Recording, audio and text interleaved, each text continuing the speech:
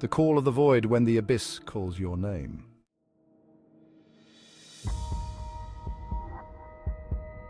Have you ever stood at the edge of a cliff and felt an inexplicable urge to jump?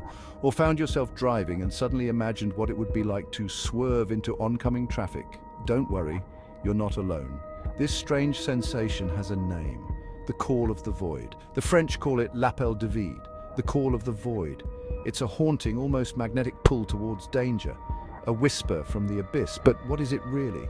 A glitch in our minds, a biological safety mechanism, or something darker and more mysterious?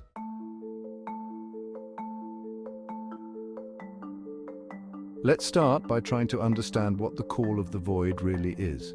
Psychologists and neuroscientists describe it as a form of intrusive thought, a sudden, unwanted thought that seems to pop into your mind out of nowhere. But unlike typical intrusive thoughts, the call of the void isn't always associated with anxiety or distress. Instead, it's often experienced by people who are otherwise happy and have no intention of harming themselves. So, why do these thoughts occur?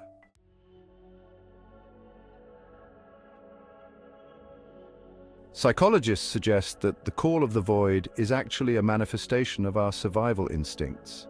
Strange as it sounds, feeling this urge could be the brain's way of reminding us of the potential danger we're facing, essentially forcing us to reassess our situation and back away from the edge. It's known as high place phenomenon, a term coined by psychologists in 2012.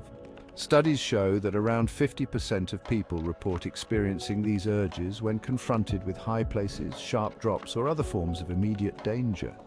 The theory suggests that when we stand on a cliff edge, our brain simultaneously processes both the awareness of the danger and our own sense of self-preservation. The conflict between these two thoughts might create a momentary paradox, a fleeting urge to jump or swerve, which is immediately countered by our desire to stay safe.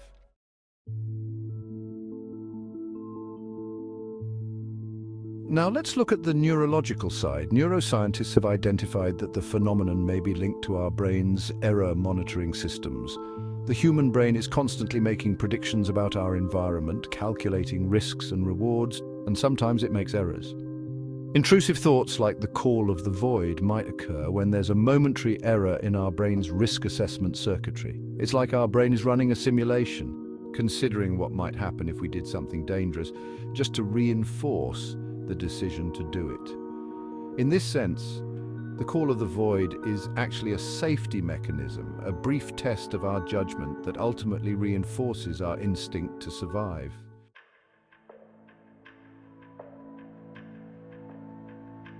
But there's another explanation, an evolutionary one. Could the call of the void be an ancient instinct hardwired into our brains over thousands of years? Humans have always lived in a world filled with dangers, predators, cliffs, rivers, and other threats. Some scientists believe that the call of the void might be an evolutionary echo, a primal instinct that urges us to confront danger, to test our limits, or simply to ensure we understand the risks we face. It's a compelling idea that our urge to jump is a remnant of our ancestors' need to understand their environment deeply, to face fear head-on and to survive in a world far more dangerous than our own.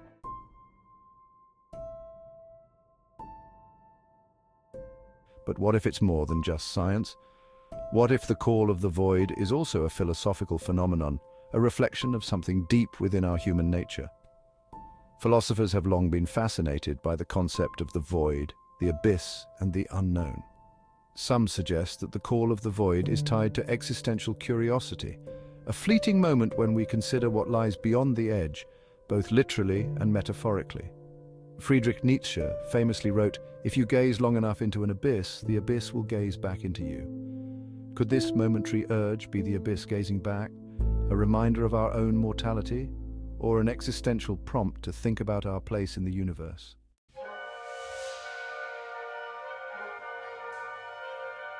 And then there are those who believe that the call of the void is something beyond the natural world.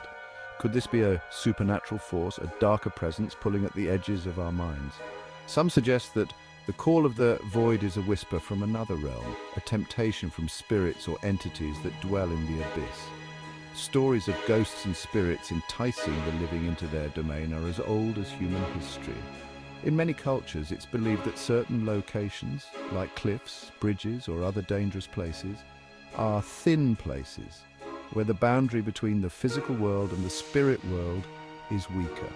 Could these places be calling to us, in a literal sense?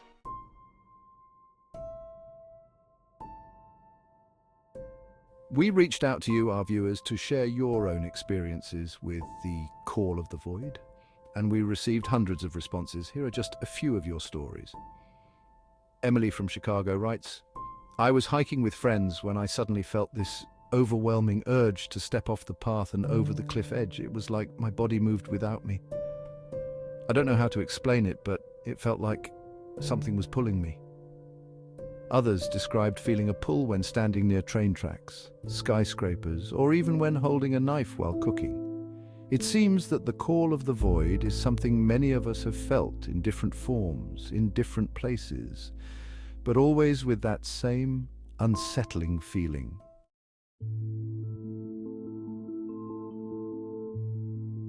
So what do you think? Is the call of the void a glitch in our brains, a survival mechanism, or a call from beyond? Have you ever experienced it yourself? We'd love to hear your stories and theories in the comments below.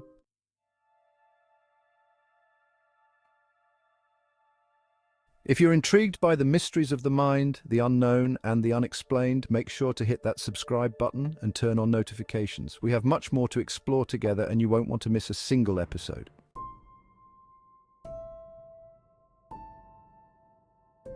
Whether it's a trick of the mind, a survival instinct, or something far stranger, the call of the void remains one of the most intriguing phenomena of human experience. A reminder that sometimes the greatest mysteries lie within ourselves.